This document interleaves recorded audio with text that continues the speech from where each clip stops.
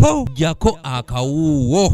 Omwaka guno bwe twafuna lockdown tebeyongera kubanga kululi beyongera nga balowooza Uganda Wildlife Authority teriiyo. Okusinziira ku minisita atwala ebyobulambuzi Tom Buttime, omulamwa ogw'omwaka guno ogw'okukuza olunaku rw'ebyobulambuzi gwe gw'okulaba ng'ebyobulambuzi bibaako engeri gye bikulakulanyamu n'okutumbula ebintu by'emikono naddala nga ebyobuwangwa olwo n'ababikola babifunemu ensimbi ezisobola okubayimirizaawo nga twakava mu muggalo gw'ekirwadde COVID-19.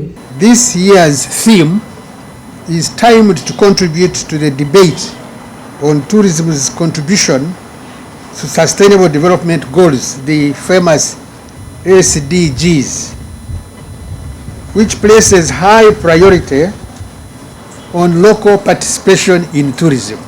Mu muggalo oguwedde ogw'omwaka 2020 ebibabiro ebiriwo biraga nti Uganda yafuna abalambuzi abakunuukiriza mu mitwalo 5 nga bano basobola okuvaamu obukadde obusoba mu 5 ate abatusuubiza okujja bali emitwalo 83. Abalambuzi bwe twafuna mu biseera bino ebya COVID omwaka 2020 bali emitwalo 47,385 ne tufunamu siringi za dola milioni bwe bukadde obukadde 5 oba 0.5 billion obukadde 5 ezo sente zezavaamu.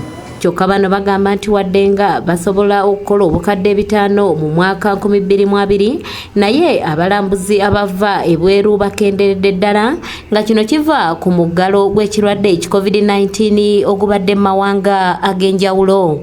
Ebyobulambuzi eri nti olw'okubanga wabaddewo amawanga mangi agabadde ne lockdown n'abantu abalwadde nga bawera, abalambuzi especially abavu ebweru bakendedde era nga bwe mbadde mbabuulira wali kubanga twalina nga tufuna abalambuzi 1,500,000 buli mwaka ne bakkirira omwaka ogwayita ne tufuna 42 gyokka. Mu mbeera y'emu omwaka guno ogwa 2021 abalambuzi tebeeyongedde nnyo okujjako okukendeera olw'omuggalo gw'ekirwadde COVID-19 gwe tubaddemu n'amawanga amalala mwe gakyali.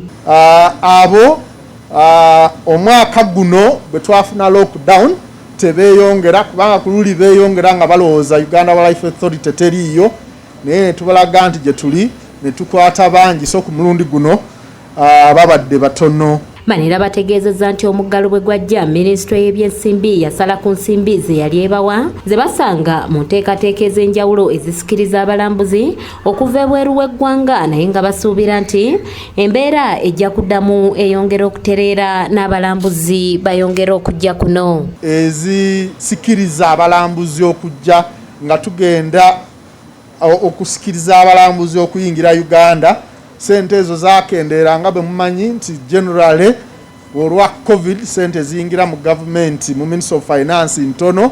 Ministry of Finance nesalako sente zegabira buli ministry ne ministry y'ebyobulambuzi yakwatibwako naye ekirungi nti minister waffe era n'abakozi ba ministry tukwatagana ne Ministry of Finance tubakubiriza era tusuubira nti bajja kutwongera sente. Stephen Tumusime yakusakidde eggulire lino ku lwa ABS Television. So mukkirizibwa okutambula mulabe kiki Uganda kyeri, Uganda amakula, Uganda enungi.